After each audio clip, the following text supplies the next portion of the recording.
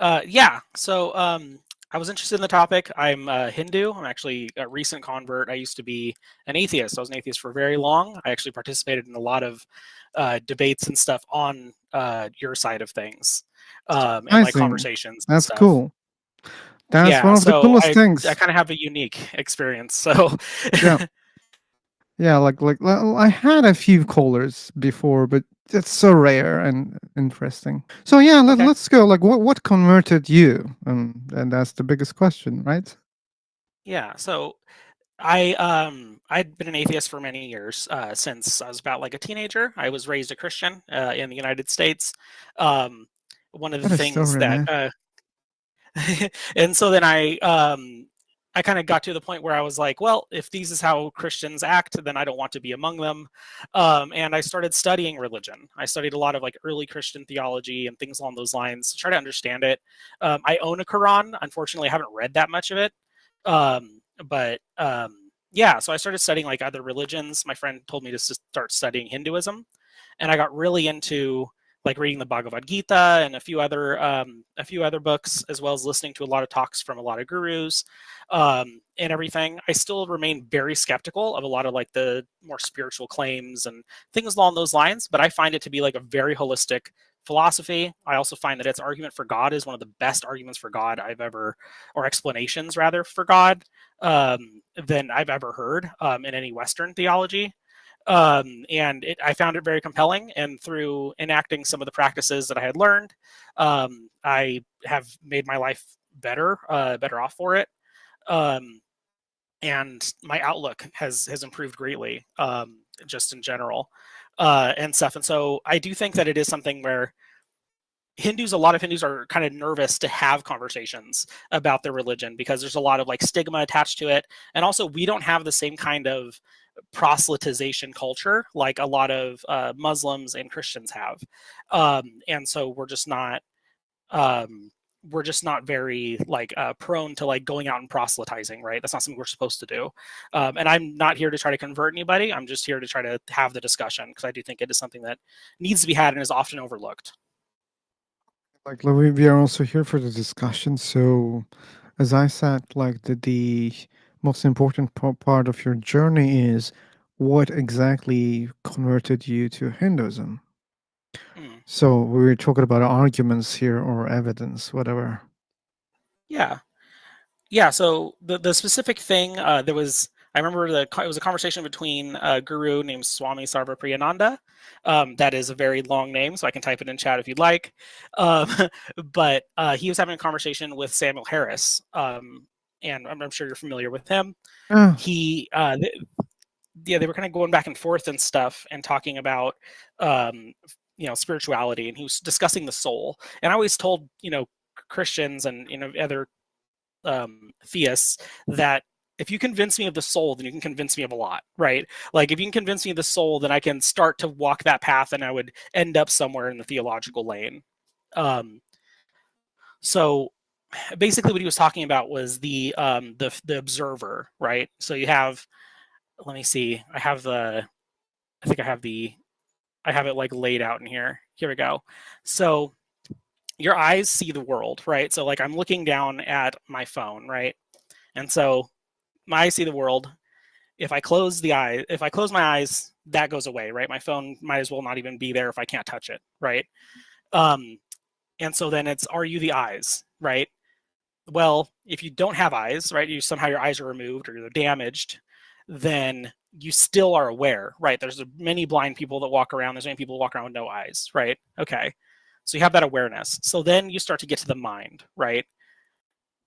When you are observing your mind, you can say things like, I'm feeling tired, I'm feeling restless, I'm feeling like sleepy, I'm feeling out of control, I am feeling, sad, whatever, right? This is observing, something is observing the mind in that situation. It's not the mind observing the self, right? Because you can even be out of your, unable to control yourself, and there's still that part of you that's saying, like, if you ever been into like a really passionate argument, right, and you're like in the moment, you're kind of like catching yourself going like, oh my gosh, why am I like why am I doing this? I'm out of control. That thing that is making that observation, that is the soul. That is the intellect interacting with the mind, going like, hey, what's going on here? It's like when you're driving a car and the car's out of control, the car's not working correctly. You still have that awareness of being the driver going, oh, wait a minute, my car's not working correctly. That's what's happening in your brain. And so then that kind of led me to the soul, which then, helped me kind of understand the broader God or Atman and then Brahman being God, Atman being the soul. Like I think there's some missing links. So you are Okay. aware of your existence and you're aware of your body. Yes. How come that relates to God? So if I am aware of let me see. So if I'm aware of my body, then what is the thing that is aware, right? Is that a physical thing, right? Like, is that something you can cut out, right? Like, are we aware when we sleep? You know what I mean? If like when we're like in a deep sleep, so like where does that consciousness go, right? What does it do? What is it? Basically, what I'm trying to separate is the consciousness from the material. That the consciousness is not material. That the consciousness is separate from that, because no matter what you do, if you were to put all I'm the sorry. brain components together, go ahead. I'm sorry. I think the best evidence that consciousness is directly related to body and the part of the body is it needs, to rest. Like Mm-hmm. when you sleep, like you said, your consciousness is going away, right? Like if it was Mm-hmm. something separate, if it was separate from the body, then I don't think there would be such a need. Yeah. So So your body is just resting, like your brain is just resting. That's why it's shutting down all those working components. That's why like you don't experience the awareness and consciousness, whatever. But when you mhm, need it, when you wake up, now you use all of them at the same time. mhm. So to me that's very understandable. Like I don't need to go one step further and to think that there is something beyond this materialistic body. Mhm. I don't see the Okay. Yeah. necessity. So when you have something like essentially like what is the difference then? Okay, so let me kind of let you know like kind of like my framing for it is that you're sleeping for your mind's sake, not for your consciousness's sake, right?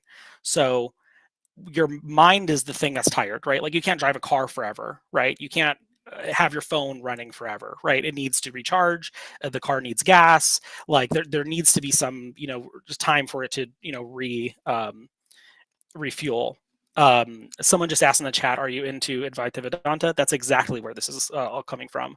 His teachings from Sri Adi Shankaracharya, and yeah, there's just so your consciousness is there using this tool, and so if you think of your mind as a tool, it makes a lot of sense why people who have like mental health disorders or people who have other cognitive issues, it's a defect in the machine that your soul is using essentially.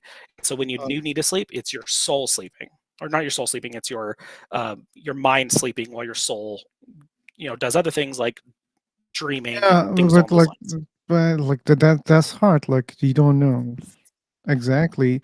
You assume that a soul exists, and then you're claiming that just the brain is sleeping or the body is resting, but soul is out there, and you don't have evidence for the soul.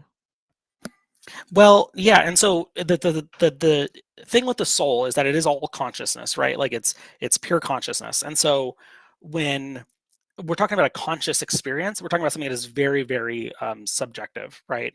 So, and that's something that's like really hard. That's why I'm coming onto this call specifically, because it's asking, do I believe in God? It's not asking me to like convince you, right? Like it's not like I'm kind of just talking through my process and stuff, and if it doesn't work for you, I would love to know why, so that I can then interrogate my own assumptions, because believe me, I was an atheist for over 10 years. Like I didn't believe in a soul until a few years ago.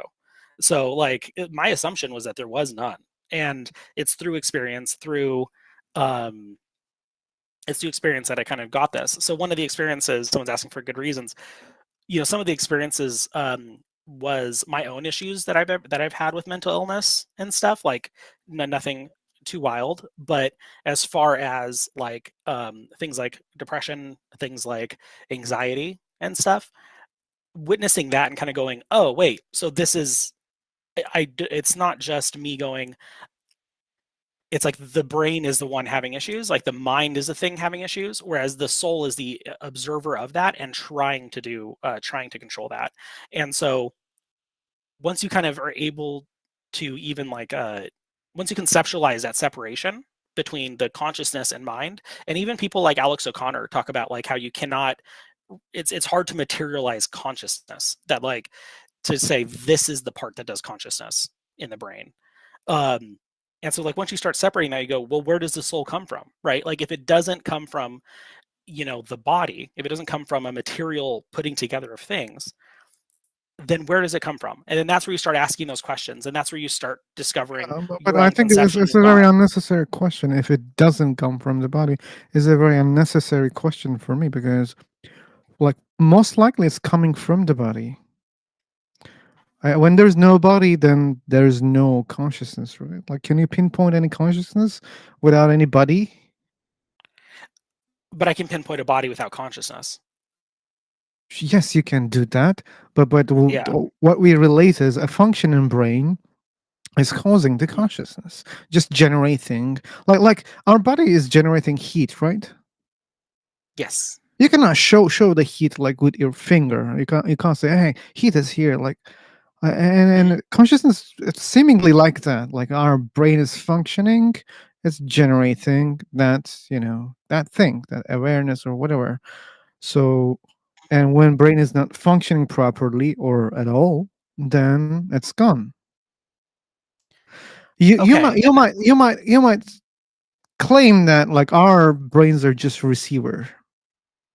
I can understand that, but yeah, we don't have I think our evidence brain's for more that. like translators. I think that they're the more like translators. Translating one way is like all the senses and all these different things, right? And then translating the other way, the actions, right? So like the desired action and the action, right? So the desired action would be what, like, so if you don't have an arm and you're trying to move your arm, obviously you're not gonna be able to do that, so that's a desired action stopping at that point, because you don't have the function to do that. And I think that that's a lot of like how you can translate that from a physical movement to a mental movement, right? Like I want to be happy, but I have the inability to do so. Why is that? Well, you might have like a dopamine disorder, right? That's like a material function of your brain that's causing you to have these issues, and stuff. So even though you want to be happy, even though you have a desired action, the actual action is not possible because you do not have within your brain, you do not have the ability to do that, right? Just like you don't have the ability to pick up something if you have no arms, right? And so again, this is because you talked about earlier like a damaged brain and stuff like that. You'll have stories of people who are like that are in like comas or whatever for like a very long period of time, who like continue to witness, continue to listen, continue to do various things at various times, or they'll go on these like radical adventures. I've heard of people who have been in comas. This is actually somebody who's really close to my family who had like a whole journey through a desert, and this is when I was an atheist when I was hearing this, so I was like, oh, okay, your brain's taking you on a wild trip, you know what I mean? And so I can definitely see how you can look at that from a materialist perspective, but what I'm saying is like when things start to fall into place, when you start to think of your brain as two parts, as the observer and the tool, right? The tool being the mind, the observer being the intellect. Um, there's a lot of things that fall into place. There's also a lot of other things that kind of convince me of Hinduism specifically, which is things like karma and reincarnation No, and all this stuff, and what knock-on effects this has. But of course, we haven't reached the soul yet, so yeah, that's a later conversation. I see. But so far, all I can summarize is we don't know how it works. Therefore, there's something separate from the body, and that's basically creating argument from ignorance. And since you said that you were an atheist for 10 years, I assume you know that logical fallacy. So, like, there is the Mhm. awareness, or well, how did you call it? Um, Like the consciousness, observer. No. You intellect, said observer. observer. Yeah. So observer is just the awareness, right? Like the awareness part of the thing, and that's always a huge topic. Like, still people are studying, right, about Mhm. consciousness, about psychology, and Mhm. we don't have very solid answers, so we don't know. Yeah. how it And so emerges exactly. So, like next step, when you say something, that's gonna be just creating the argument from the unknown. mhm, So yeah, we don't have good evidence to claim that there is something separate from the body. We don't have evidence for that. And there's an experience that we cannot explain properly. That's all. yeah, and I think that that's where we kind of get to that point of like this is there's always going to be different points for different people, right? Where you can go like, okay, I'm going to make this leap, right? And go, okay, now I'm making the jump. I would almost want. I mean, I'm not going to ask you to dedicate, a ton of time to this or whatever. But if you do find yourself interested, I would say listen to that talk between Swami Sarvapriyananda and Sam Harris. If Sam you put Harris the is link, very I'm well-known sure atheist. I'm gonna check it. Yeah, because Yeah, that he does a way better job. I mean, dedicating his whole life to this I philosophy. understand that, but he's becoming so I don't know. Like he's becoming older, and Tamaris, we're losing him. Yeah, he's Oh no. meditating, as I know, like so those kind of spiritual stuff. He's really into. I don't know. Maybe he's losing the critical thinking, or maybe he's discovering something that we don't know. But I'm gonna check that one if you share the link. Yeah. So it's definitely like it's one of those things that like I of course I'm not going to sit here and say like the beautiful thing about Hinduism is that I don't believe you're going to go to hell because you don't believe and everything. Maybe you'll get it. We'll be more on the right track next time, or maybe I'm wrong and then this is the end of it. But either way, I think that it's one of those things that we don't really um, that because Hindus don't really speak up about it, that it's one of those philosophies that is not really well known to even atheists, and so there's a hard time bridging those gaps there. But and I heard you talking about like you're asking about the argument from ignorance and stuff that like the shrinking God, right, the God of the gaps. I've heard all of these before, and I definitely can see where you're coming from. I think that at the end of the day there's going to be a point where we find out and then I'm convinced the other way, right? Or we don't and I remain convinced where I am because I'm kind of looking at it and that's exactly the argument from ignorance. So I totally understand where you're coming from. But it's one of those things that like once I started like actually trying to do some of the things that they were wanting that they were prescribing within Hinduism and stuff, a lot of like the meditation, a lot of the readings and stuff along those lines, the more and more clear it became to me that this isn't just like a like something like a Christian, like we're just devotion, just giving money, just enriching other clergy class people and all this stuff. It's not about that. um It's exactly like Christians and Muslims. They say the same thing all the time. okay. Yeah, well, see, the problem that I have with that is that with Christians and Muslims, you have these hierarchies and this guilt trip that comes along with it, where it's like if you get it wrong, you're going to hell, right? And it makes it really, really hard to fight against that because you're like, oh, if I don't go to church and I don't give, then I'm going to go to hell. Like that is I'm something that not I've sure. I'm not always sure. stood I'm not against. sure. Yeah, I'm not sure that's true for everybody. There's a lot of Christians who say they read that they opened the Bible and oh they understood it, and there's Mhm. Muslims who say oh they opened the Quran and now they understand it. It's just the same thing. Mm. Adding that caveat about hell and all that is just a red herring. It's not really relevant to a lot of believers I talk to. Yeah, and I know Christians too who like sincerely believe and believe for the right reasons, and it genuinely enriches their life and stuff. Um, uh, I saw Open Door ask the question, "Do I believe in rebirth?" I do. I believe in reincarnation and stuff. I don't think that because the soul, the Atman, is not physical. I don't think that it's perishable, right? It's not something that'll die. It's something that continues and continues until it recircles back into the greater Brahman, and we like understand that our separation was only ignorance, right? So uh, the big analogy is if you have like an ocean and there's a wave and the wave knocks up all these little tiny what's it called, little droplets of water and stuff, each individual droplet of water can seem like its own thing, right? But when it rejoins with the ocean, it just rejoins and we're all yearning for that rejoining. So, like, let's assume, okay, Joe, Mhm. that soul exists. No, Mhm. I want to see the other side. How come it means the God exists?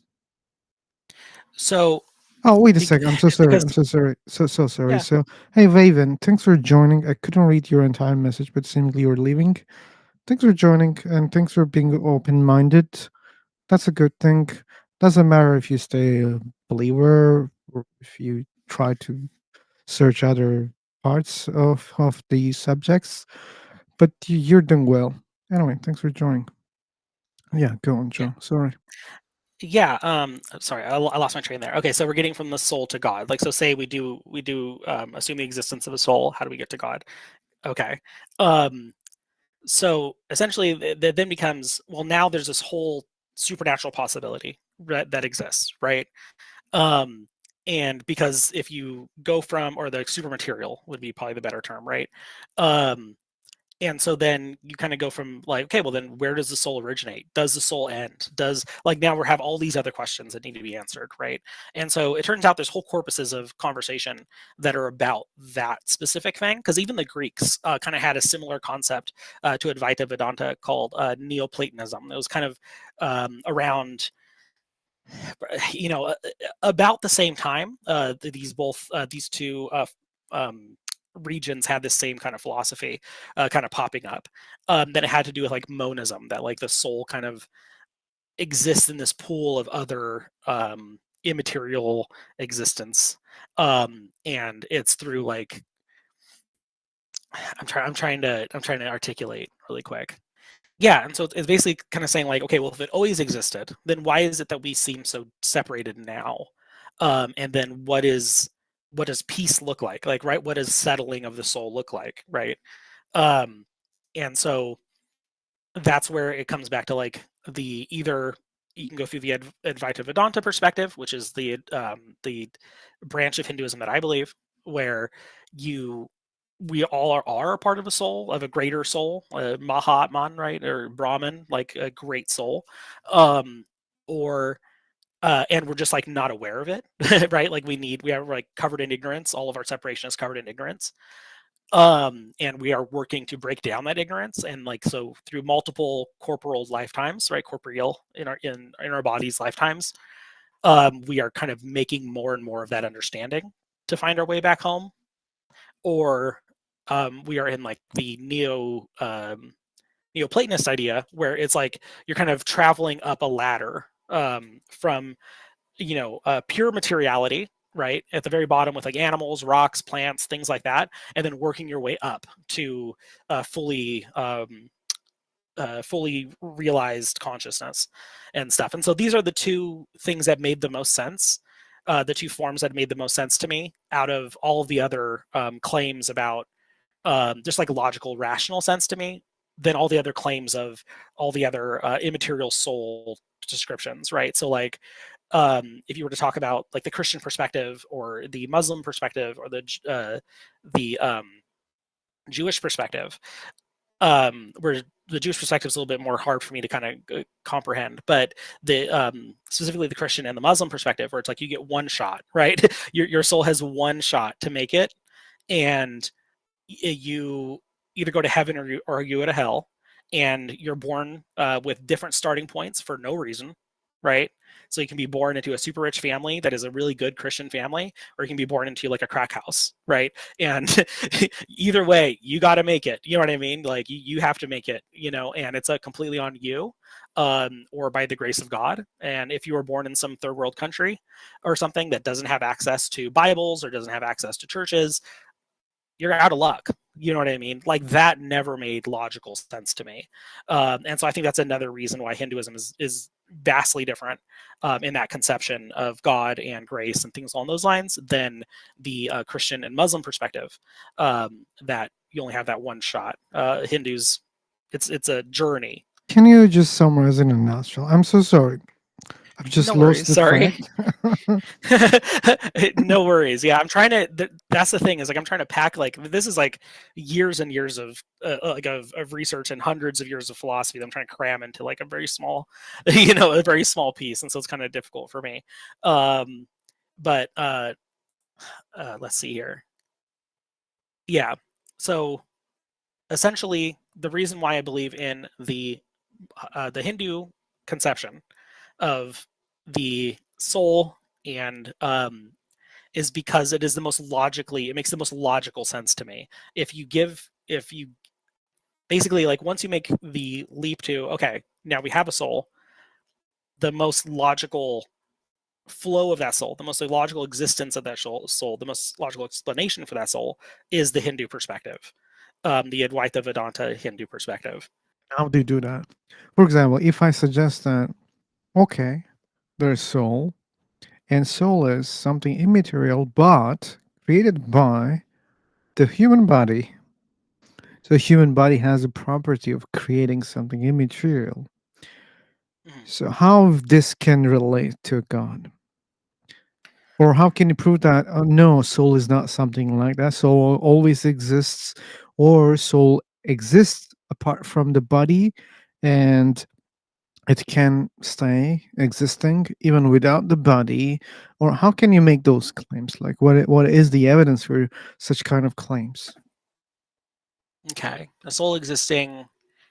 Yeah. Okay. So you're kind of positing the perspective that, like, again, this is a hypothetical because you don't believe in a soul, but if this is just one possibility that you said, maybe it's endogenous, so like maybe the soul springs from the body. Yeah. I would say that the fact that you can go through instances where the conscious experience leaves the soul and then leaves the body and then returns to the body tells me that that's not the case. Like Come that, again? I'm sorry, I didn't understand that part. yeah, that your conscious experience can go from being present in the body to not being present in the body and then Like, come back to the body. Like if you're, wait, like, say you're you're knocked talking out, or about. say you're asleep, or you're in a coma, or Hmm. Well, but that can be explained. Like, so if we assume that the brain is generating the consciousness or Mhm. soul, so when brain is not functioning properly, so it stops creating that thing.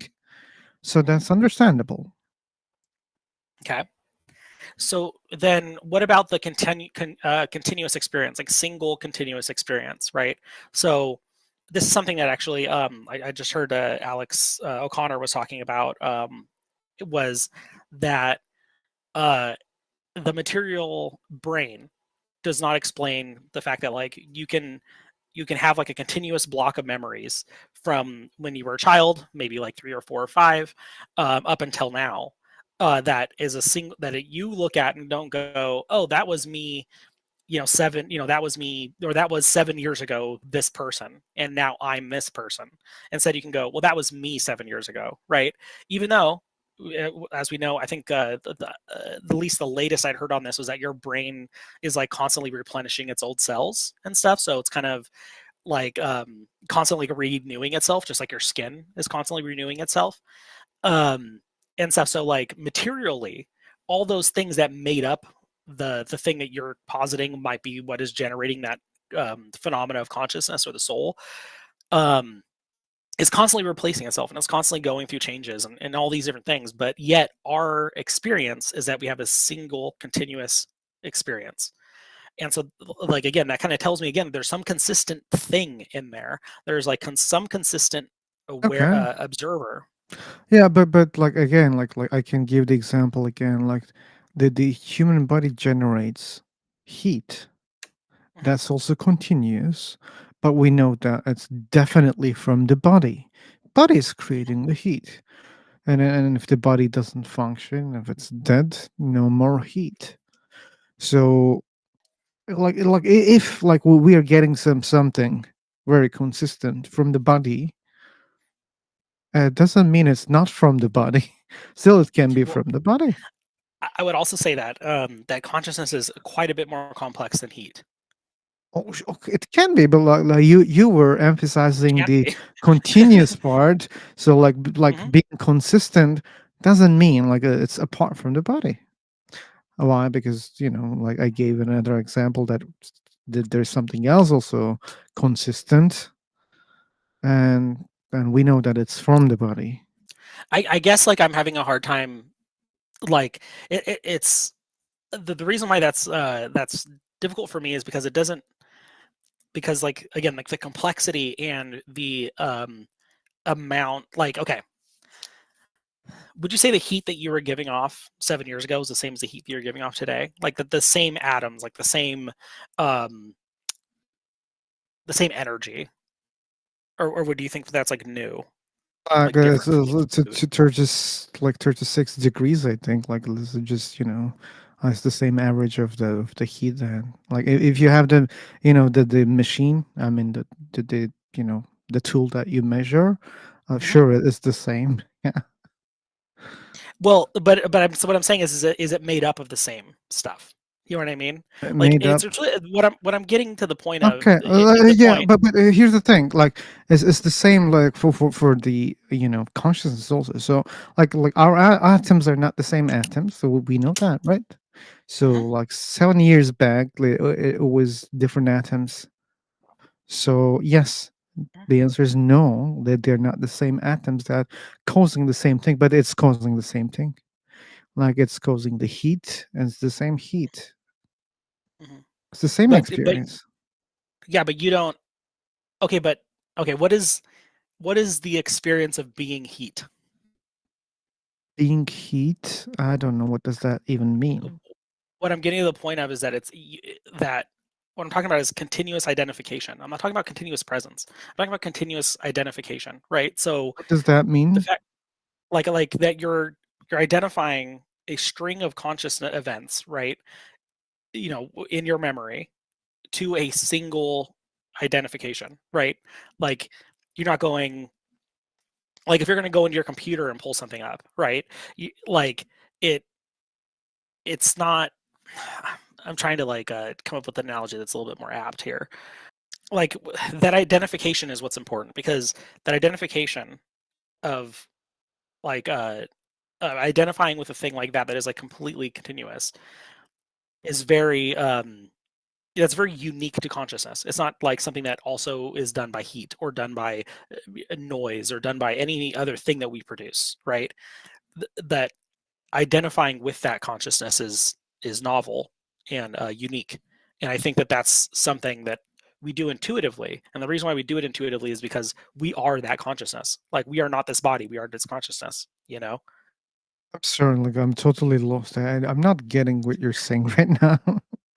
like, don't you think that like the heat that the body generates heat, that's also a Mhm. unique feature of the body. Like, if you're talking No, a about lot of things generate uniqueness, heat. I have a heater. I have a heater in my house. uh, oh, sure, So you can like, think like that. but my Okay.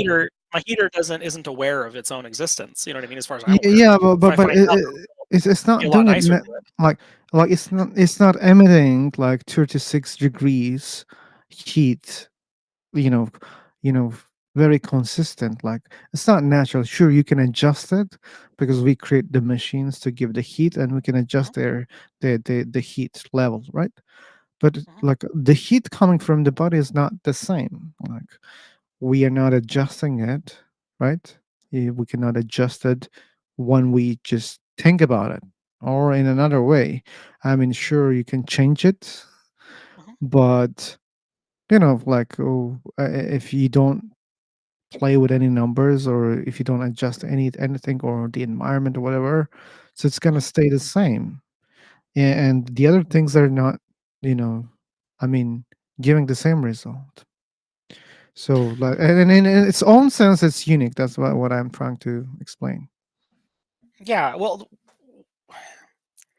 I don't think that the heat as a byproduct is not necessarily unique. Like I don't think that Mm. that's where I'm saying like I'm having a hard time um with the comparison and stuff is because one, Okay, okay, consciousness I is can way more accept that. complicated. Okay, so Yeah, other it's things way are more also complicated. giving heat. That's fine. Like we cannot compare with consciousness. Okay, but so what? What I'm saying is that what we have in consciousness is we have um an incredibly unique phenomena to living beings, to beings that they'll have this like what's called like a unbroken chain of conscious experience that they identify with, right? That like your computer might have an unbroken chain of memory, right? Because maybe you keep it on all the time and it's constantly cycling through RAM So and sorry, hard like drive space and all that stuff. But when you're looking at a person's experience, when you say you're identifying with unbroken, that. like how do you explain the sleeping part or being in a coma? How do you explain that part? Like when you say unbroken, I mean, to me, it's already broken. Well, when you go to sleep and you wake up, do you think that you were a different person than when you fell asleep? Uh, Not, but like I'm aware that my consciousness was broken. But in your conscious experience, right? So like in your perception, right? You closed your eyes, maybe you had a dream, maybe you didn't, and you came back. And sometimes I don't remember any dreams. So, but even if I Yeah, had that's dreams, like fine. still Yeah. that there is a broken part in my consciousness. But do you identify with the person you were before you slept? Sorry, come again? Do you identify with the person you were before you fell asleep? Sure, like I identify myself as the same person. Okay. So you're And talking so about that continuity? mhm. Yeah, that there's that continuity of like you don't think you like died and then came back and then you're like, oh well, Mm, I don't know your actual name, but say like, oh Philisober, that was mhm, this other guy. I'm Philisober too. You know what I mean? Like mm. Okay. sometimes I'll make jokes about that where I'll say like, oh past Joe messed that up and now I have to fix it. You know what I mean? But it's a joke because obviously I identify with that entire string, right? It's something I have to work on. I know that, and so what I'm saying is that that unbroken chain of conscious experience, right? That yes, maybe the experience goes away and comes back, but you still have it's unbroken by the identification with that chain. That you're continuing to identify with that unbroken chain of cognitive experience or conscious Okay. experience. But then we can bring it back. I mean, the example of the heat, because like again, when you sleep, when you come back, when you're awake, again, it's the same heat. Like there is also a continuity here. So so what? I mean, it doesn't even prove that it's apart from the body. Like even if like you prove that, okay. I mean, sure, we can easily accept that there's a continuity Hmm. about the consciousness or awareness, whatever. Hmm. I don't think it's the evidence of being something apart from the body, even. To me, what we're looking at here at that point would be the fact that it is immaterial, like the fact that your body is material and is constantly going through these changes, right? But yet you identify with something that stays constant. Okay, like you'll see like old people will talk about their hands, so like they'll look down their hands and be like, these are not my hands, right? These are the hands of an old person. Like they'll just have that like weird existential experience of like their own mortality, right? And they're looking at their hands going like, these are not my hands, right? And which I get. I'm in my mid 30s, so there's all kinds of stuff like that all the time where I'm just like, my back hurt. Like, why is my back hurting? This is not my back, right? I should be fine. Um, we don't identify with parts of our body the same way that we identify with our conscious experience, and so therefore, that's like another example of why we just, as like a given, we don't necessarily believe that our bodies and our conscious experience are tied together, that they're not like linked because of the way that we even use language, right? Okay, like here's the thing then. So let's suppose let's imagine about the radio, okay? Mm-hmm. So we are listening music through the radio, but we know that there is a transmitter transmitting the signals, radio signals, and our radio is receiving it and just translating it as the sound, right? Mm-hmm. But we can go outside, we can find the transmitter, we can go there, we can find the exact device which is playing the music. Like, let's say Mm-hmm. it's just like music player, okay, whatever the device Yeah. doesn't matter. So we can see the music player. When we stop the player, when we stop, we know Mm-hmm. that everyone will stop listening to music. They're not gonna hear it anymore because that's the Yeah. part which is giving. That's the source and is Mhm. transmitting. And when you just block it, then no one can receive it. We know that. Yeah. So Mhm. if when we die, okay, are you assuming that the soul goes to another place, just still on in this universe? Or what happens to the soul if it's Oh, apart well, from the okay. body? Yeah, no worries. Yeah, so I believe that the Brahman or the Mahatman or the Great Soul or whatever is the universe. That we're like essentially tapping into the universe through. various ways, right? Like anytime you've had like a spiritual experience or anything along those lines. I'm not saying that you have, but like if you like meditate, that would be something like if you do like a spiritual meditation, that would be something like tapping in to find the source of that radio tower, right? And everything. And just like with the radio tower, everything is still material. Radio waves are readable, right? These are material things, even though they are small. Um, and so essentially what we're doing is we're tapping into that all the time, but we do not realize it until we start quieting all the other noise. And that's part of the reason why when you deeply meditate, you have this like stronger sense of unity. And I was kind of circling back to open the doors question here. They said, do Advaita Vedanta believe in different souls for every individual or one unified soul? Joe, Joe, I'm sorry for the Go ahead. interruption. I'm going to take a break for the pee, okay? But I have this Oh, okay. question. I have this Mhm. question. So, how can we like understand that we're not the source? So maybe we're just going into a journey in the the transmitter station, like the radio station. Maybe Mhm. we are already there. We are not the ones that listening this song in our homes through the radio. Maybe we're not using those receivers. Maybe we are at the station, but when you meditate, you just observe, you just go in detail, and you find out you're at the source. Okay, maybe you experience that, you understand more details about the source. But Mhm. as a human being, how can you understand that we're not the source, or we are not at the source? That's my question, and I will be back. And James, welcome. Probably you guys can have some conversation in my absence. Definitely. Sure. Yeah. What's the topic? We're talking about the soul Mhm. and why the caller thinks it exists. And I would like to ask also uh, the caller, have you considered the fact that have you considered the possibility that we are biological AIs and that our brains are made up of multiple computing uh, nodes that coalesce together and form consciousness? I wouldn't be 100% against that, because if you start to like look through Advaita Vedanta philosophy and you look at it from that perspective, from like maybe it's like a part of like we're part of one like large code that's like representing itself in different ways, then that actually falls in line with a lot of that. So like to me, it's all semantics. It's all kind of verbiage, right? That if um, at the end of the day, I would think, I mean, if we did like find our code, right? We found like our source code and stuff, and I looked at and I kind of saw that, then I'd be like, okay, you know what? We're probably AI. But right now, from what I can tell, we're organic beings that are temporarily confused by our Well, we're existence. both. I think we're both. Okay. I think we're biological AI units. I think that's what our brains are.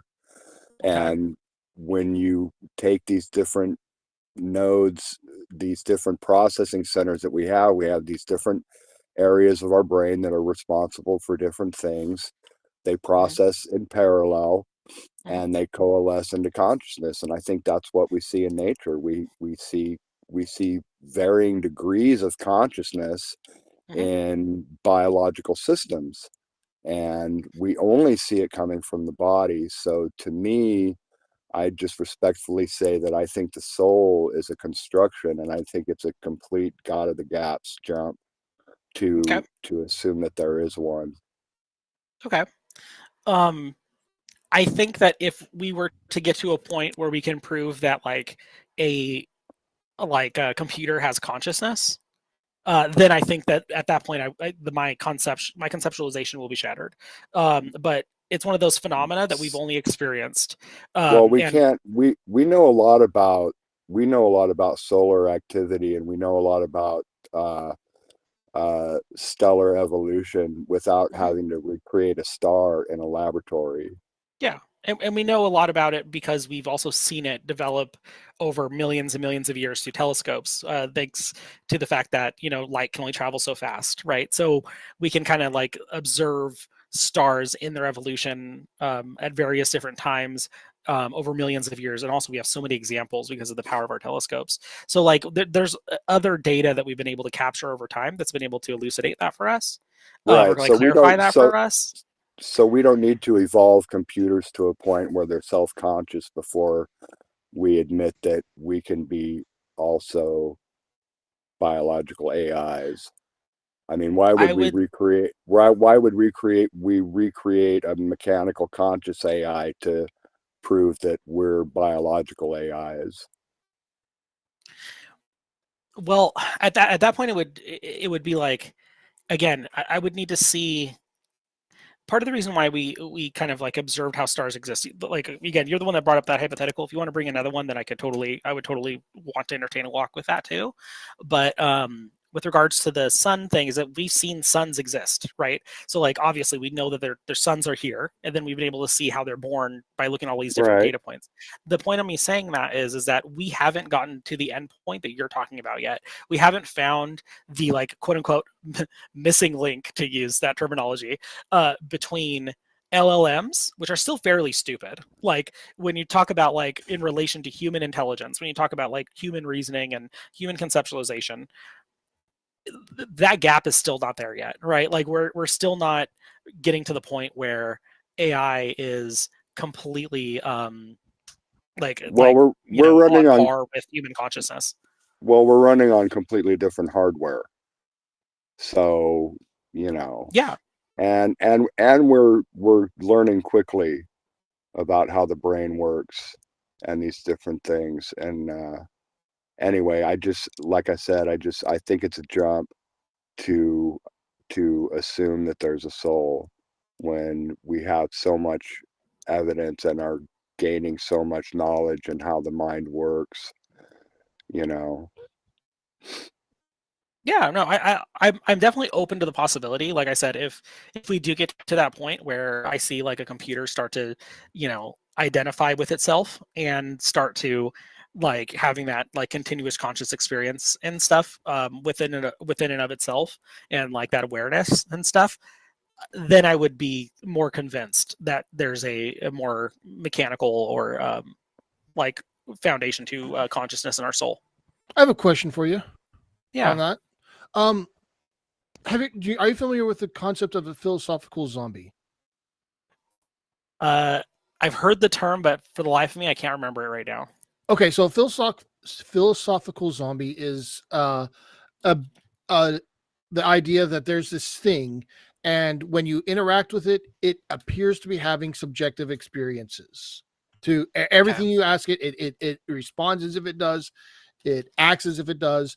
Everything you can assess from being on the outside in interrogating this thing, it appears to be having it, but it is not having that. So my question is, how would you tell if an AI is having subjective experience? Because I mean, I think we could both agree subjective experience is necessary for consciousness, Yeah. right? Okay. So how would you tell if the AI is actually having subjective experiences or just a philosophical zombie? That's a really good question. That's why I asked it. Yeah. I see. Touche. So let me see here. So um, that is really tough. I think it really comes down to like, what else do we consider to be shoot. Yeah, because that would be because like right now, right, like when they're doing AI and stuff like that, they can see like all the background, they can tell like all like the knowledge, and everything, the whole knowledge base and everything for different AI models and everything. I my company, I don't want to get too explicit about like where I work or what we're doing, but we work with AI very intimately. And so talking to these engineers and stuff, I'm not a software engineer, but bless them. But they the way they talk about it, they're like, oh no, like we can see like the limitations are very, very apparent. Like we can get in the back end and change something and have it believe some, like have it think something completely different than what we want it to, or not what we want it to, but what it originally thought, just by going in and tweaking some numbers. Like it's very finicky and stuff. And I think that I know this is kind of dancing around it a little bit. It's just I think it could possibly be very difficult if you were to make something like this, like a hypothetical and stuff. But right now we are not near that point with AI, at least from my perspective. I agree with you. I don't think AI is having subjective experiences. My concern is, like, you say, well, if we have this conscious AI, but I don't think we'll ever be able to tell. Like we're always going to understand how the AI is, the processes that the AI is doing, and so we're always going to be able to reduce it down to computer code of some sort. Mm-hmm. Now, we may not be able to like understand the path it takes, because once it gets to a certain complexity of neural networks, you can't follow that path.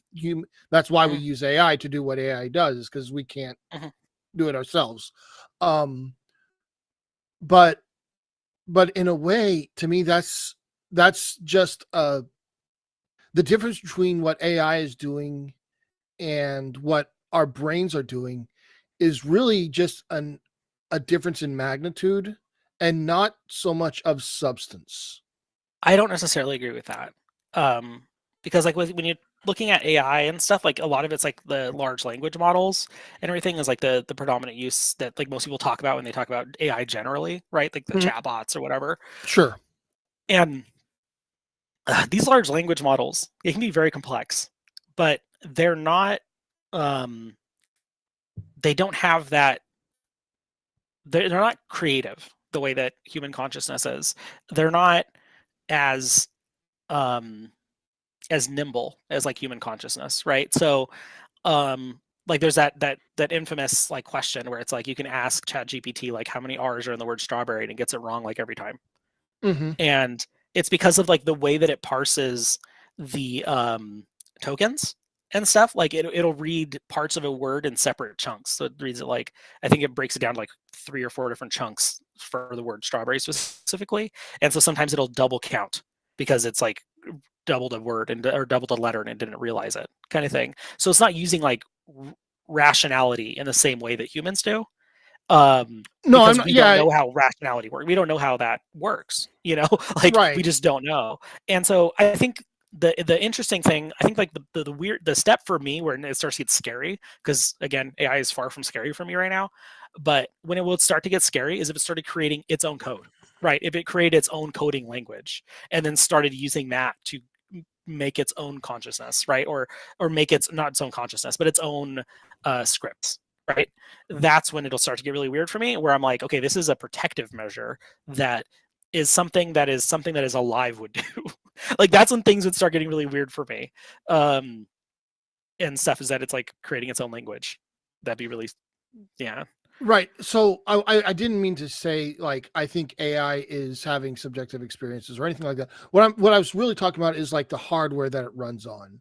It's kind of doing the same thing. It's just like it feels to me like it's kind of doing the same thing that the brain is doing, except that the brain has several orders of magnitude more connections than even the biggest AI model does. That's what I was trying to say. Gotcha. So like you're kind of like comparing a brain to like a complicated computer, essentially, just like an extremely complicated computer with a RAM, with the hard drives or the solid state drives, whatever.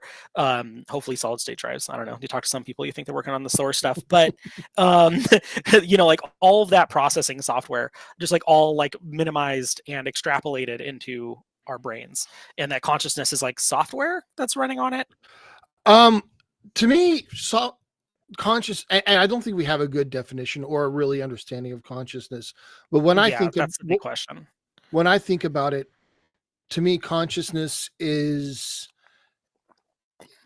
a lot of it seems to be processing experiences, storing those experiences, and then comparing current experiences to past experiences and finding patterns. Like that seems to be like a lot of what we're doing. I'm looking at my wall and I see texture on the wall, and it reminds me, I look and I see, okay, I see this texture, and I've seen this kind of texture before because I've seen it in hundreds of houses. Yeah. So I know what this texture is. It's like knowing how you can identify a chair without knowing exactly how to describe a chair in a way that wouldn't describe other things. Right. Yeah. Yeah. Like a pattern recognition. Yeah. Yeah. And to me, that seems to be a lot of what that seems to be a lot of what consciousness is. And the one of the things, the reason we have need such complexity is the number of the amount of input we're getting to call it an experience is like, I mean, we got everything we can perceive is part of that experience, and it's not just some text. It's everything I see, everything I hear, where my hands are, where my feet are. All of that is going into that my current experience, and I'm processing all that automatically. Yeah. Yeah, I kind of agree, but we use a physical component in computers to create that, which is or approximate what you're kind of describing, which is the CPU, like the Intel or Ryzen or whatever. Like it's the one that's kind of like sorting everything. So when you have like a lot of inputs and stuff, it's making sure that those inputs go through as fast as possible and stuff. So it's like you're kind of assigning that executive function to consciousness. Not exactly. I think consciousness is the process, not the processor. Oh, interesting. Okay, so it's like a byproduct of the function of something like a CPU. Yeah. I think that's what consciousness is. It's the recognition of this experience with all the past the patterns I've seen with all the past experiences that I've had, and the aligning of that experience with those patterns. I kind of think that's really what consciousness is. Okay, so and this is going to sound like a really weird question, especially given the state of the conversation, but what is love? like because when you started, like, this is something that a lot of people tend to do when like thinking about like the brain as like a computer, is that you start to like think about like, okay, what is the most efficient way or whatever. You start to think about efficiency, you start to think about processing, you start to think about all these different things, right? But you kind of lose like the most basic human stuff, right? The stuff that kind of like we define as like making us human philosophically, right? What is love? I think that so when I say consciousness is processing experiences, it's that, and also we like assign values to these experiences, right? Okay. Like I like this experience, I don't like that experience. And love is the experiences that we like a lot. Gotcha. In a certain way. It's So a certain kind of like appreciation of these experiences versus different kinds of appreciation that might be, I don't know, exciting or enjoyment or whatever. It's a way we categorize these experiences and put them in this category of experience versus other categories. Yeah. Are you like are you like an ethical emotivist? Do you know what that is? I would not say. I know what that is. I kind of. I'm familiar with the term. I kind of think I have a handle on it. I don't think don't think I would say an ethical emotivist. Okay. Yeah. So I'm it's like assigning. I'm some form of anti-realist though. Okay, gotcha. I don't think I would fall into ethical emotivist camp. Gotcha. Okay, yeah, because like part of me, like inside me, there's two wolves, right? And so one of those wolves is deeply religious Hindu. The other wolf is still like going, "Are you an atheist?" And the part of me that's like an atheist is increasingly getting motivated by ethical emotivism. That it's like kind of resonating with what you were saying, where you're like, love is when you say, like, maybe you get a hug or something and you go, yay, this hug, like, yes, I like this hug, versus like murder is something you go, boo, murder, and then you're like, I don't like this. I do think that's what emotions are, is we're saying, hey, I like this experience. Mm-hmm. I don't think that translates to my ethics. Gotcha. Okay, got it. Okay, so anyway, so like to bring this back to like why I was branching across that was like, okay, so then if our brains are a computer, why are they so complicated? Essentially, like if we are animals, like a squirrel is an animal, and they also have kind of these like computer things in their head. Are squirrels conscious? Like, would you know that? Is that something that we should even question? I would, if you asked me, I would say that um, probably consciousness is like a gradient. It's Okay. it's not just binary. You either have it or you don't. Mhm. It I is. agree. It is a gradient, and I would say anything that has a brain or something we could like analogize to a brain Mhm. probably has some form of consciousness. Okay.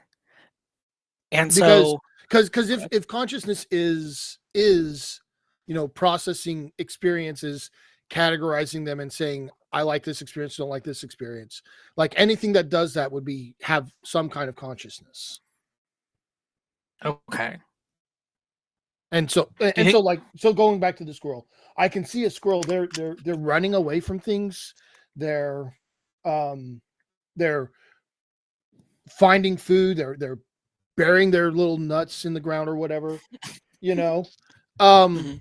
and so they're doing things that seem to me like, yeah, that looks to me like some they're doing something. They're responding to their environment. They're processing their experiences. I would call that some form of consciousness. Yeah. So, I have a Roomba, and my one of the things I love about having a daughter or a child in general is that you can kind of see things through their eyes, right? And you kind of have to explain things in really interesting ways that you like. The questions that kids ask can be deeply philosophical without realizing it. So, Mm-hmm. one of the things that she was asking, she goes like, "How does the Roomba know how to get around?" And I'm like, "What? Like, what do you mean?" And she goes, "It doesn't have eyes." And I was like, "Oh, well, it just kind of bumps into stuff and then kind of finds its way, you know." And she goes, "Oh, okay." So it bumps into things and it starts like eating all the dirt up. Why does it eat all the dirt up? And I'm like, "Well, because we press the button and its whole job is to keep dirt." Um, and she's like, "Oh," and she's like, "Okay, so then it just walks around and bumps into walls because you told it to?" And I'm like, "Kind of." you know and so what I'm kind of getting at is that there had to be, I guess, like the difference between like the Roomba and the squirrel would be self-volition, maybe. Um, well, I would say it's the the memory. Like the Roomba doesn't Mm, remember the experiences and categorize them yeah, and and compare the current experiences to that. It bumps into a wall and it says, "Bam, I hit a wall," but it doesn't remember, hey, that wall's there the next time. gotcha. So if somebody were to add like, because I remember the what I thought, how I thought Roombas worked before I got one, was that it would like map your room, and it would like kind of remember um like it would kind of remember like bumping into the wall, and then it'd kind of draw like a rough sketch of like your house or whatever. This is at least like for some reason when Roombas first came out, this was my perception. Sure. I, with like AI and with procedural learning and things along those lines, you could like kind of see how that could be possible today, right? There's probably versions of the Roomba. I haven't looked that much into Roomba since I got one, but you can kind of imagine that a Roomba would be able to do that eventually, right? That it'd be able to like bump into a wall, or even if it had like a little radar, like my car has a radar in the front of it, if it had a little radar, it could like preemptively slow down before hitting the wall, and then kind of like, okay, I know the wall's here, and then kind of remember the layout of your living room, your kitchen, your dining room, whatever, right? Would that make it? Would that make it more like conscious? Maybe. I don't I that's that now we're getting back into, is it a philosophical zombie or not? And I don't have a good answer to the question either. Yeah. Yeah, I guess that like at the end of this, like at the end of any discussion about like uh the soul, I think it just comes down to a bunch of people's assumptions about what is consciousness, right? And like defining consciousness. I think that that's kind of like the heart of it. And so that's why like I'm asking these questions honestly, because I don't know, I don't really know the answers that well, right? But when it the best explanation I have, and I keep saying the person mentioning the argument from ignorance thing. I think they posted it a few times. Like all of this is an argument from ignorance. Like everything like about consciousness that we know is like arguments from ignorance. And so what I'm saying is that we're all making these assumptions, right? Whether we say that that consciousness comes from the brain, or we say that consciousness comes from a byproduct of executive function, or we say that it is something that is exogenous, right? That is like something that we're like kind of tapping into, like a soul, right? Either way, we're all making kind of some leap to kind of try to define what consciousness is, because we don't understand it, and it's a universal experience that humans have, or at least most humans have. Yeah, I agree. We did like I do remember one thing I was thinking it through recently. It feels to me like consciousness, and I think this is just another way of saying what I've already said, but consciousness is the first person experience of cognition. Okay. First person experience. So experience of cognition. So I'm writing stuff down because sometimes it's hard for me to track. So I'm doing my best here. So I think, and I think that's why the philosophical zombie is a problem. Is we can assess if it's having cognition, but we can't assess if it's having a first person experience of that cognition. Like we can look at a system, say this system is doing cognition, because we understand that process, right? But we can't assess if it's experienced the first person that cognition first in the first person. Yeah. So I guess that'd be the biggest thing, is like, how can we observe, and that's exactly getting back to like your original question too. How can we observe consciousness in another being, right? Because as far as I'm aware, like I've talked to AI, like that's like a voice chat thing, and I've been confused for like a split second. I've been thinking I'm talking to a human for like a split second, but then like I'll immediately remember, because I'm like, oh well, obviously I'm not, right? It's like that situation where like you'll be thinking something, and then like something on the TV or something you read will almost be reacting to your brain, and you're like, wait a minute, like did I just wait a minute? And you have to like pause for a second, and go, no, that was a coincidence, right? Like I feel like we kind of have those moments, but I think that consciousness might be one of those things that we can only really experience from the subjective, that we can only experience from the first person. So I think you're right. Like that first person experience of cognition, that we can't, there is no third person experience of someone else's cognition. Like, I don't know. Yeah. And maybe we'll get there, right? Maybe we'll be able to see it. We can see brain states. Like we can tell if somebody's happy. We can tell if somebody's looking at something, or looking at something they like or something they don't like, but we can't tell like exactly what their cognition is, right? Like we can't like look into their brain and see like, oh, they're thinking about lunch, right? Yeah. Or like they're thinking about having a panini or something. Yeah, so I think that might be one of those things that like that's part of the reason why I think it's so hard to define. Just like something like love, it's something that's like almost definitionally a subjective experience. And therefore hard to kind of put on. So basically, like I saw your definition was first person experience of cognition. Mine is so mine is kind of along the same line and stuff. I would say like it's a single continuous identification with an unbroken chain of cognitive experience. Sure. And stuff. So like it's just adding more words essentially to what you said. But I think that those like add additions. I think those like additions are important. And stuff, because like identifying with that experience is important, that there is something identifying. Yeah. So you say unbroken chain. What about like comas or like I've had surgery. I don't know how long I was out when I had surgery, but I didn't have, I was just like, it was turned off. My consciousness was turned off. So like that isn't an unbroken chain. That seems to me like there is a break in that chain. Okay. So maybe I would say I would adjust where that unbroken chain statement comes in. Okay. I would say like a single continuous unbroken chain of identification with a cognitive experience. So like the unbroken chain part comes with the identification. It doesn't come with the cognitive experience, because that's something that a philosopher, I believe that's how I'm going to refer to you, um, was saying as well. And I think that that might be where it's what I'm intending to convey and what's actually being conveyed is kind of being tripped up there. What's your what maybe it's a perception of an unbroken chain. Yes, I would take that too. Yeah. Okay. Okay, yeah. I think I would agree with that. I think the that goes into my, you know, you're comparing this to past experiences and finding patterns. I think that's kind of where I was trying to go with that. Yeah, because like if you like you had the surgery, right? Like you were the person you were before the surgery that you are after, right? I hope Mhm. everything's okay. I hope you're healing up all right. Oh, I mean, this Um, was years ago. I had appendicitis and they took my appendix out. No oh problems. well, I'm so happy that they got that for you. Um, but uh, but yeah, because but yeah, so yeah, that perception of an unbroken chain of identification with the cognitive experience, because like to me, like that identification is super important to the uh, the experience of consciousness. That like these things aren't happening to other people; they're happening to you. Because Sure. we don't identify with our hands, we don't identify with our feet, right?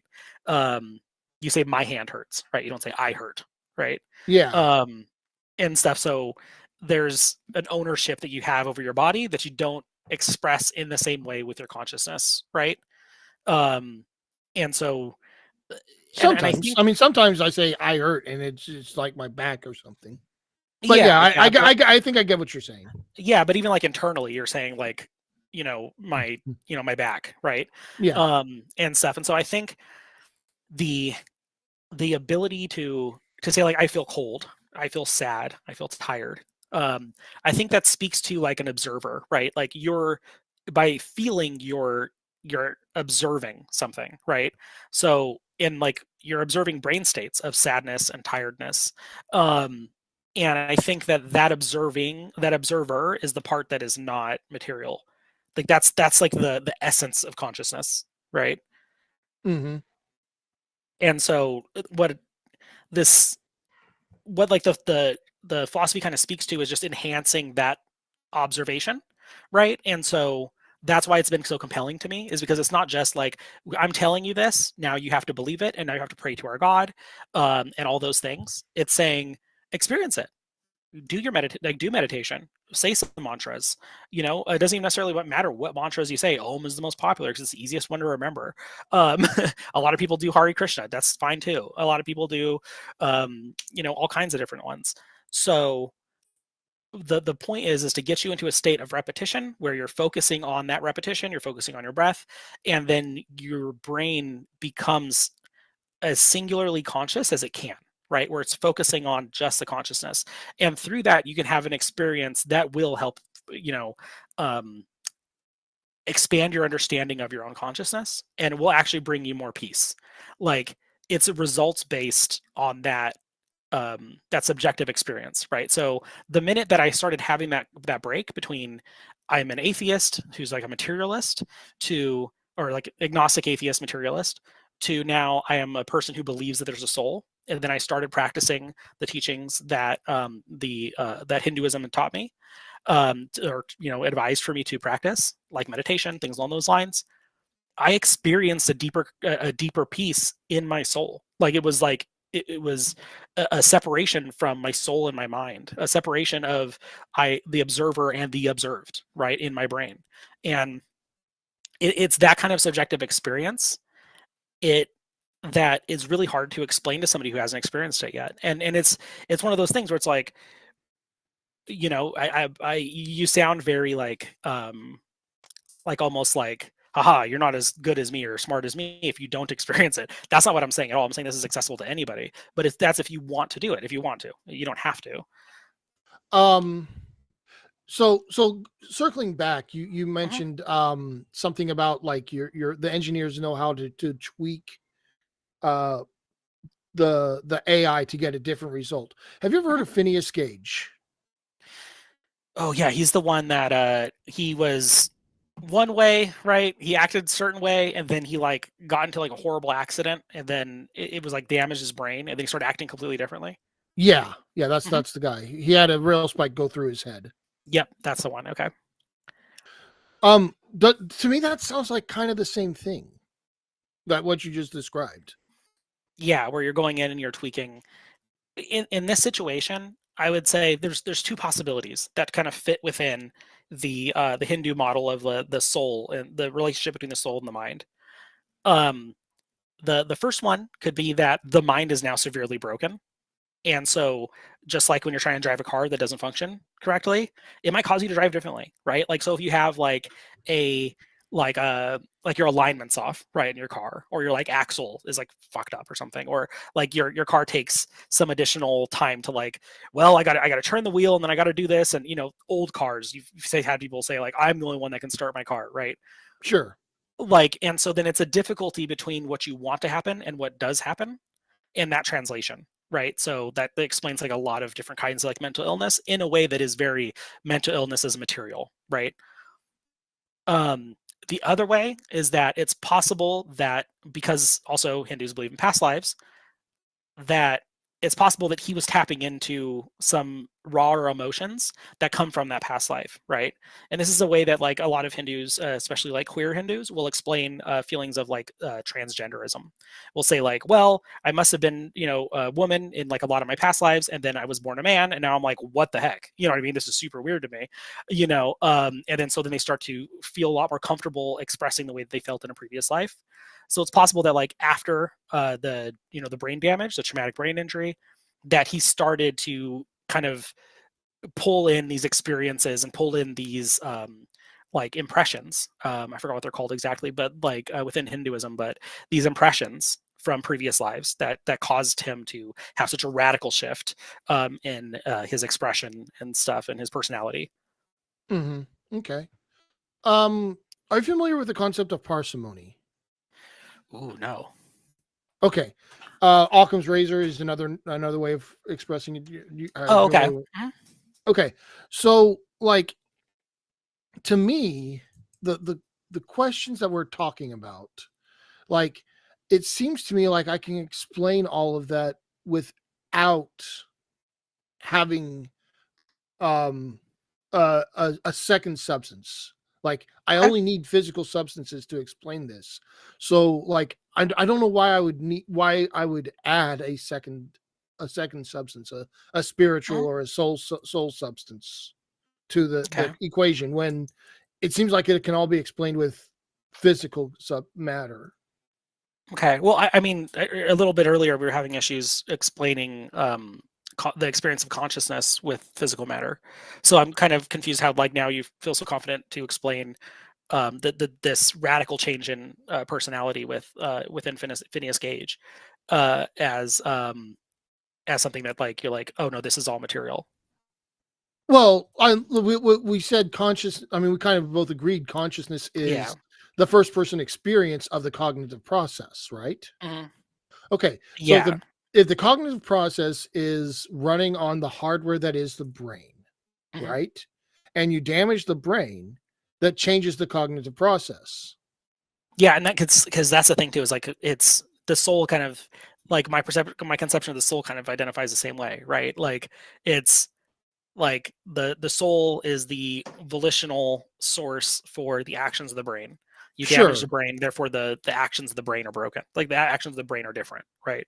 Yeah. Uh, and stuff. And this, it, yeah. So I wonder if it's like we're having like a more of a like semantic or definitional conversation sure, than we think we're having. maybe that's the case. Like, to me, like, so I would say like the process, the process that I'm describing when I say consciousness, I would not Mhm. say it's material, right? It's not matter or energy. It's because like processes aren't that, they're sequences of action, sequences of events, right? Okay. Um, but it isn't. It's still physical. It's bound by the laws of physics. It obeys all the laws of physics. Um, Are and you saying consciousness obeys the laws of physics?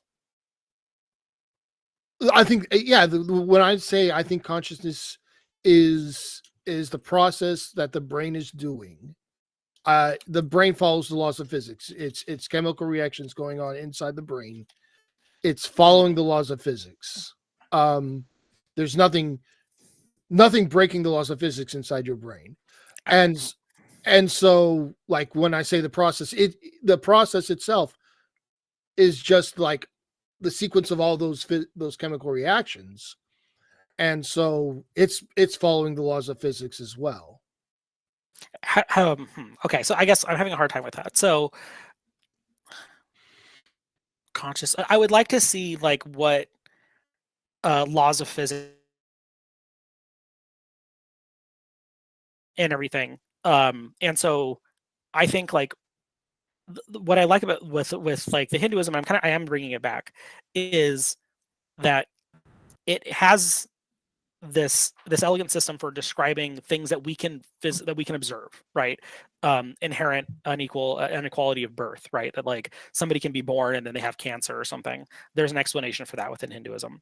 There's an explanation for like I mentioned earlier, transgender folks in Hinduism. There's an explanation for all these different things that are just neatly tucked into their conception of the soul, karma, rebirth, and consciousness. It's all rolled together. And so to me, I can see your parsimony thing here where you're saying like, well, why add something? It's like, well, if it helps explain all these other things, you know what I mean? Then it makes it really hard. It makes it really enticing, is what I'm saying. Okay. Like philosophically enticing. Sure. I understand. So the transgender thing, are you aware of the studies we have that have been done, I don't know, last 20 years or so, maybe, on the brains of transgender individuals? I'm not super familiar. I did do like a reading, like a deep dive of it, like about 3 years ago, 3 or 4 years ago. But I'm a little rusty. If you can enlighten me. Okay, well, and I'm not an expert. I've done some reading of some papers, but like, I'm definitely not an expert. So take this with a grain of salt. But what we found is that the phenotype of a transgender brain lies between statistic in a statistically significant way. It lies between a non-transgender brain of male or female. Okay, so there's like almost like a third gender kind of.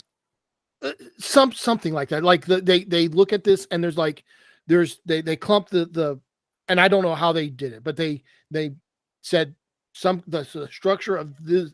Here's the structure of a typical female brain. Here's the structure of a typical male brain. We look at the structures of the transgender brains from either sex, and they're different. They're aligning more with the in the middle. Yeah, more in the middle. Yeah. So like it's like if you were to get a Venn diagram and stuff, where the overlap happens between male and females, where the transgender brain would lie. Like that's where that overlap would be. Gotcha. Something like that. Interesting. So like, yeah. To me, that also, like, I mean, so you mentioned, well, Buddhism has this explanation. Well, that to me, that physicalism also has an explanation, and it's right there. Yeah.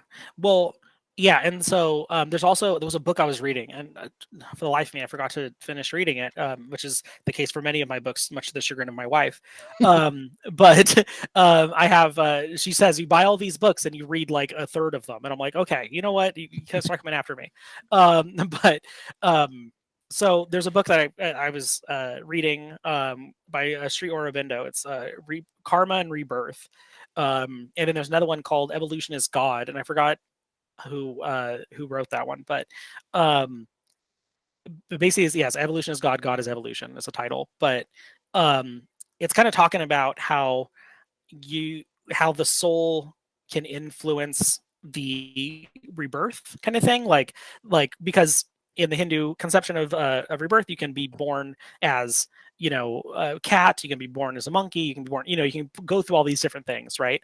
And part of what happens that like causes the selection of the next, like the state of the next birth, is all these impressions that have been attached to your soul, right? And those are through karma, those are through just various like cultural impressions and things along those lines, right? and there's like a lot of reasons why people like anthropomorphize animals and stuff, especially historically. Is that like our souls are in this like constant evolution, and then it also encourages the evolution of the physical, right? And so there's this like interesting marrying of these two things in a lot of modern Hindu thought, and stuff. And so yeah, so I wouldn't be surprised that there's like that overlap with the transgender mind, and stuff. But I wasn't sure. I have to look it up because I remember hearing something about hormone washes and stuff that like if you're a trans woman, for example, meaning you're identified as a male at birth, and then or assigned male at birth, and then you later identified as a female, that they were talking about like hormone washes, that you would get like more feminine hormones in the womb or something, that would cause you then to have these changes. So I wouldn't be surprised. But I think like these things are, what I'm saying is that it's not like a clean, it's not either or, basically is what I'm saying. No, yeah, right. I'm not. Nothing about what I'm describing can prove the non-existence of a soul. Yeah. Like, I'm not saying that. What I'm asking is like, back to the parsimony thing. Why add that if it seems like everything can be explained with the physical? I wonder if it might be just like, and this might also just be like a trick of the human condition, and stuff as well, is that it's very like elegant. It's like a very elegant response to things like, why do children get cancer? You know, like having well, you know, past lives, past impressions, you know, karma, you know, the soul then continuing on again, and you know, after, and then possibly being reborn, maybe even into the same family. Like there's a lot of stuff there that like really like it answers a lot of questions and stuff to just being a human, right? So it's again linking the things that we like the physical things, like that explaining that perception of an unbroken chain, or an unbroken chain of identification, with a cognitive experience, right? But also like giving us answers for all these other things, right? All these other things that just are human experience things. And I think that that's why it's so enticing for me at least, especially after having like had that subjective witness of like doing like meditation and experiencing that break between the physical and um, what's it called, like breaking like the physical and the immaterial soul, um, and everything. So again, this is like one of those things where it's like I'm explaining why I believe. I'm not necessarily explaining why I think like everybody in here should become Hindu and stuff. And Anna, I saw your question in there. I do consider the existence of a soul. I know. I think Phantom X called me Buddhist earlier, or mentioned Buddhism and everything. No, I'm not a Buddhist. somebody else mentioned that. I didn't mention any. Oh, okay, gotcha. Okay, yeah. So I'm a Hindu. I'm a Hindu. So Hindus do believe in a soul. So that would explain the past lives and stuff. Whereas like Buddhism, I don't understand. I don't understand how Buddhists explain past lives. That doesn't make any sense to me.